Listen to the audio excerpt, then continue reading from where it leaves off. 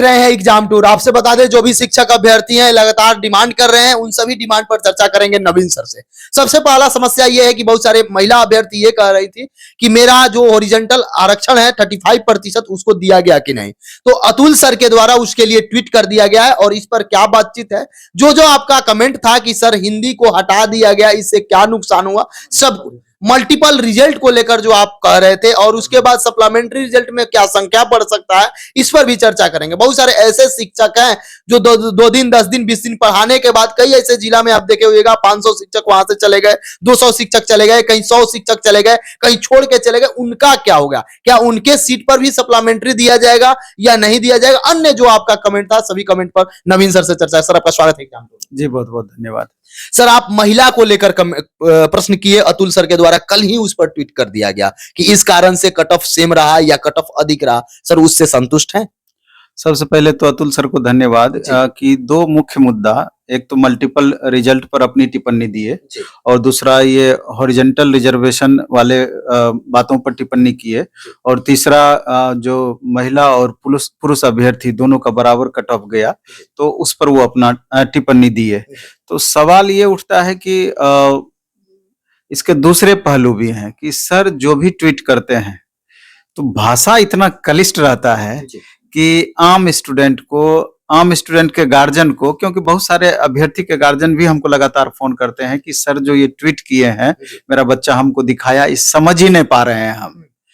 तो और सही में ट्वीट इस तरह का होता है कि मैक्सिमम अभ्यर्थी या मैक्सिमम टीचर को भी समझने में दिक्कत होती है उसमें कि कहना क्या चाहते हैं। वो आसान भाषा में सर ट्वीट नहीं करते हैं, इसको आसान भाषा में भी हमको लगता है समझाया जा सकता है।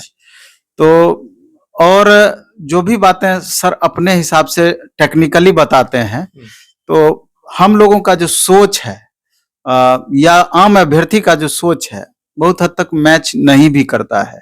जैसे उदाहरण के तौर पर अभी आप ले लें कि महिला और पुरुष अभ्यर्थी का कट ऑफ बराबर क्यों जा रहा है, तो उसके रिगार्डिंग जो सर बात बोले हैं। फिर उसके बाद 35% हॉरिजॉन्टल रिजर्वेशन पर भी अपनी टिप्पणी दिए हैं कि 1 to 5, 6 to 8 में हॉरिजॉन्टल रिजर्वेशन नहीं है वगैरह वगैरह, कुछ उस तरह की बातें बोले हैं।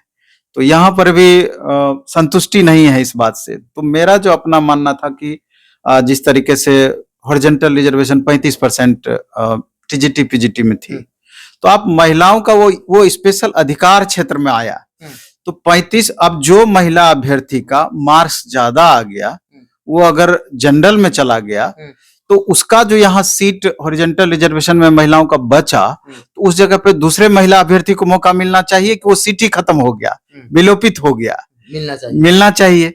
तो इसी लेकर के महिला अभ्यर्थी की जितनी संख्या हॉरिजॉन्टल रिजर्वेशन के अंतर्गत मिलना चाहिए उतना दिख नहीं रहा है।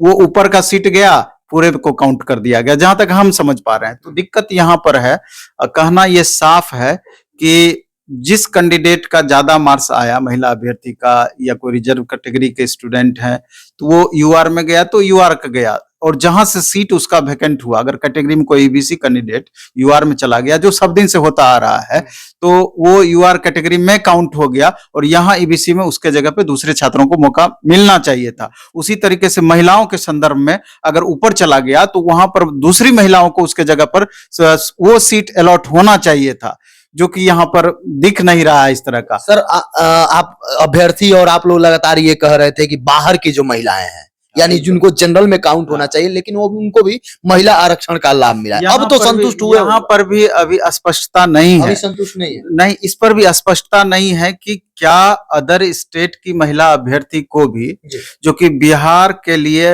यहाँ के लोकल महिला अभ्यर्थी के लिए जो सीट रिजर्व था, क्या अदर स्टेट के भी महिला अभ्यर्थी इस पर आए हैं? तो निश्चित रूप से आए हैं, जैसा अभ्यर्थी के द्वारा बताया जा रहा है। तो क्या वो आरक्षण का जो नियम बनाया गया था, क्या इससे वो फॉलो हो रहा है? इसके रिगार्डिंग भी शिक्षा विभाग को या आयोग को क्लियरिटी यहाँ पर देनी चाहिए थी कि ऐसा क्यों हुआ, चाहे क्यों हो रहा है, अथवा हमने आरक्षण नहीं दिया है। जो भी बातें हैं इस पर स्पष्टता होनी चाहिए। इसके अलावा आप देखेंगे दिव्यांग कैंडिडेट के केस में भी एसटी का दिव्यांग कैंडिडेट का कितना कट ऑफ चला गया है। कई जगह पे दिव्यांग कैंडिडेट का सीट वैकेंट रह गया है। इसके अलावा स्वतंत्रता सेनानी के बच्चों का जो रिजर्वेशन की बातें हैं, तो वहां पर भी थोड़ा विविधता दिख रहा है, वहां पर भी क्लियरिटी नहीं दिख रही है।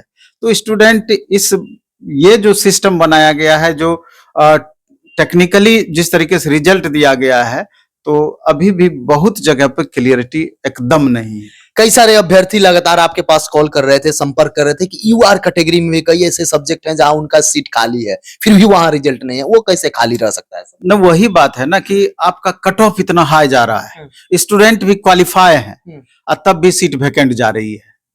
तो निश्चित रूप से जो सीट वैकेंट जा रही है, तो पूरी तरीके से स्पष्टता उस पर होनी चाहिए। आखिर वैकेंट क्यों रहेगा, जबकि कैंडिडेट, ऐसा नहीं है कि कैंडिडेट नहीं उपलब्ध हैं, कैंडिडेट भी उपलब्ध हैं, तो फिर सीट वैकेंट। कारण क्या हो सकता है सर? कैंडिडेट रहते, सब कुछ रहते, खाली रह जा रहा है, क्या कारण? शिक्षा विभाग या अतुल सर ही समझाएंगे कि वास्तविक कारण इसका क्या है और सीट वैकेंट रहने का रीजन क्या है, और क्या जो सीट वैकेंट रहा है, सप्लीमेंट्री रिजल्ट जब आप देने की बात कर रहे हैं, तो उस खाली सीट पर छात्रों को मौका मिलेगा, दोबारा वो सीट भरी जाएगी, भरी जानी चाहिए कि नहीं, इसी TRE 2 के ही कैंडिडेट से इसको आप अगली वैकेंसी में ऐड कर रहे हैं। आप नियोजित टीचर जो इस पर आए हैं, उसको अगली वैकेंसी में आप ऐड करते हैं, जो वो सीट खाली करेंगे, वो बात हमको समझ में आती है। TRE 1 में भी हुआ है, वो आगे होगा, लेकिन यहाँ पर जो सीट आगे जाने की अगर बातें आ जाएगी, तो निश्चित रूप से इन अभ्यर्थियों के साथ उचित न्याय मेरे ख्याल से नहीं होगा। इसके अलावा आप देखेंगे कि लगातार बहुत जगह पर भ्रष्टाचार यहाँ देखने को मिल रही है। बहुत सारे अभ्यर्थी पकड़ा रहे हैं, थंब इम्प्रेशन के मामले में पकड़ा रहे हैं, डॉक्यूमेंट्स वेरिफिकेशन में पहली बार जो डॉक्यूमेंट्स वेरिफिकेशन या काउंसलिंग किया गया, तो उस काउंसलिंग में जो अपलोड स्टूडेंट किए थे डॉक्यूमेंट्स, उसी के आधार पर सबको एंट्री कर दिया गया। बाद में जाकर के जो वेरिफिकेशन या सेकेंड वेरिफिकेशन हो रहा है, अलग अलग जिले में लगातार स्टूडेंट पकड़ा रहे हैं। तो वो जो सीट वैकेंट होगा, क्या उस पर सप्लीमेंट्री रिजल्ट जारी होगा? इन स्टूडेंट को, इन अभ्यर्थी को इसका लाभ मिलेगा? तो कई जगह 500-500 लोग छोड़ के चले गए, 200-200 लोग छोड़, उनका क्या होगा? वही अभी देखिए, अदर स्टेट के जो अभ्यर्थी यहाँ पर जॉब लिए हैं, बहुत सारे अभ्यर्थी छोड़ छोड़ के जा रहे हैं, और यहाँ के संदर्भ में भी किसी का दूसरे सीट पे हो गया, दूसरी वैकेंसी में हो गया, तीसरी वैकेंसी में हो गया, वो स्टूडेंट भी वेरिफिकेशन करा कर, काउंसलिंग करा के अब जाकर के सीट वैकेंट कर रहे हैं। बहुत अभ्यर्थी मेरे नजर के सामने भी हैं। तो क्या वो जो सीट वैकेंट होगा, उस पर दूसरे सप्लीमेंट्री रिजल्ट में उसमें मौका मिलेगा अभ्यर्थी को? तो सवाल तो बहुत है, उसके जवाब सीमित हैं। अभी हिंदी का ही मामला ले लीजिए, अभी भी अभ्यर्थी उस मामले को लेकर के संतुष्ट नहीं है। आयोग के द्वारा कोई स्पष्ट दिशा निर्देश या इस पर कुछ भी वैसी बातें नहीं कही गई हैं कि जिससे कि अभ्यर्थी संतुष्ट हो। सर, एक सबसे बड़ा मुद्दा ये हो रहा है, जिनका सिलेक्शन हो जा रहा है वो भी जानना चाह रहे हैं, जिनका सिलेक्शन नहीं हुआ है वो भी जानना चाह रहे हैं, जिला अलॉटमेंट। क्या तरीका है जिला अलॉटमेंट का? किसी भी अभ्यर्थी जो टॉप किए या कोई भी अपना जिला चुन रहे हैं, कभी कभी उनको जिला मिल जा रहा है, कभी क्या हो रहा है कोई अन्य जिला मिल जा रहा है। इसको कैसे देख रहे हैं, इसको कैसे किया जा रहा है? ये नहीं, इस चाहे महिला अभ्यर्थी के संदर्भ में हो या पुरुष अभ्यर्थी के संदर्भ में हो, दोनों अभ्यर्थी ये इन बातों को समझ नहीं पा रहे हैं। हम लोगों को भी एकदम नहीं समझ में आ रही है ये बात कि इसके क्या रूल्स हैं जिला आवंटन का।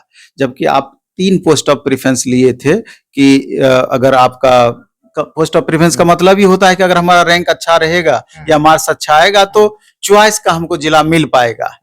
तो यहाँ पर भी वो बात नहीं है।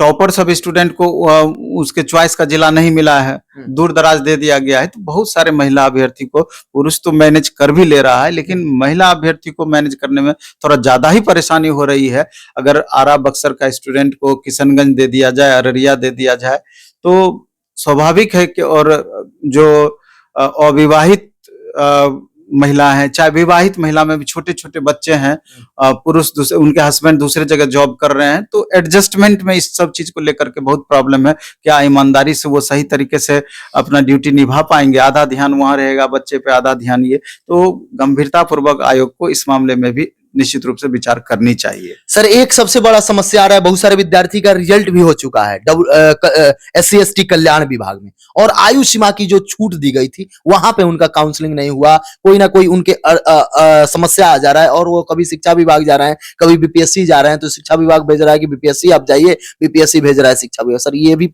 अभ्यर्थी परेशान है? नहीं, इसमें तो बहुत सारे अलग अलग तरह के चक्कर हैं। जी। ये तो आप जो बोले हैं एकदम सही बात यहाँ पर है। इसके अलावा भी देखेंगे कि जो अदर स्टेट से, बिहार को छोड़ करके अदर स्टेट से क्वालिफिकेशन प्राप्त किए हैं, तो यहाँ का क्राइटेरिया अलग है। यहाँ पर अगर बात की जाए सब्जेक्ट कॉम्बिनेशन की, तो यहाँ पर बहुत पेपर में ऑनर्स अथवा सब्सिडी की बातें की जाती है, जबकि अदर स्टेट में इस तरह का प्रोविजन ही नहीं है। 2 साल पढ़ते हैं, तीसरे साल में नहीं होता है, 1 साल पढ़ के छोड़ करके दूसरा पेपर ले लेते हैं।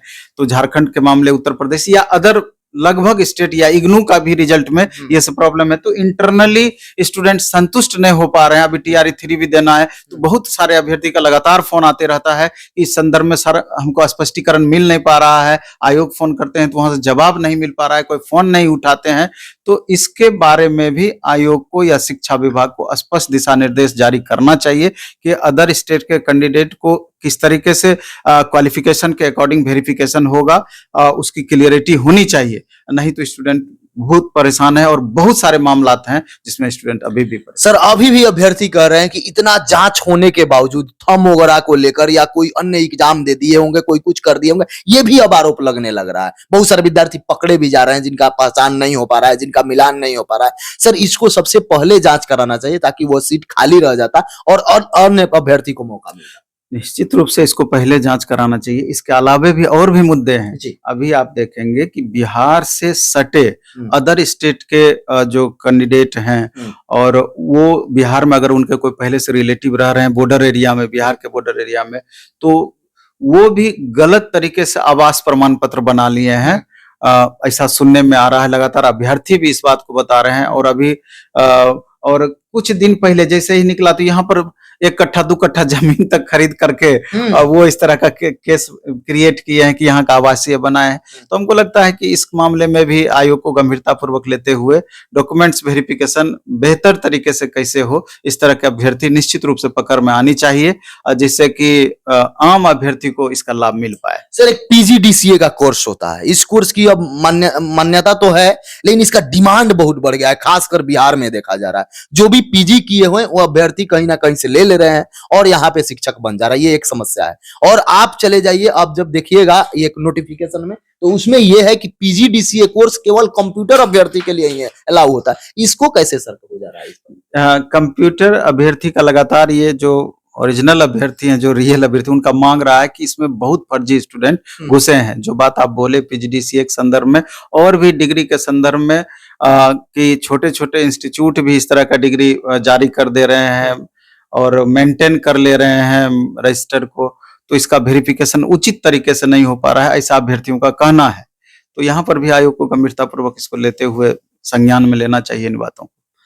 जो भी एग्जाम टूर को देख रहे हैं, यदि पहली बार आप देख रहे हैं तो चैनल को सब्सक्राइब कर लें और आपके मन में या आपके अंदर में, आपके अगल बगल जो भी समस्या दिखाई हो, खासकर बता दें एजुकेशन से रिलेटेड, तो आप जरूर कमेंट बॉक्स में कमेंट कीजिएगा। मेरा साफ मकसद है कि जो भी शिक्षक बहाल हुए हों वो जरूर जाकर क्लास लें और अच्छा से पढ़ाएं और सही तरीका से जाएं, फर्जी तरीका से न जाएं। दूसरा बात मैं ये भी बता दूं, कम से कम बिहार को बदलने के लिए जरूर आप काम करें और जब आप शिक्षक बन गए हैं तो समय से जाकर जरूर क्लास लें। सर समय देने के लिए बहुत बहुत धन्यवाद। जी बहुत बहुत आभार।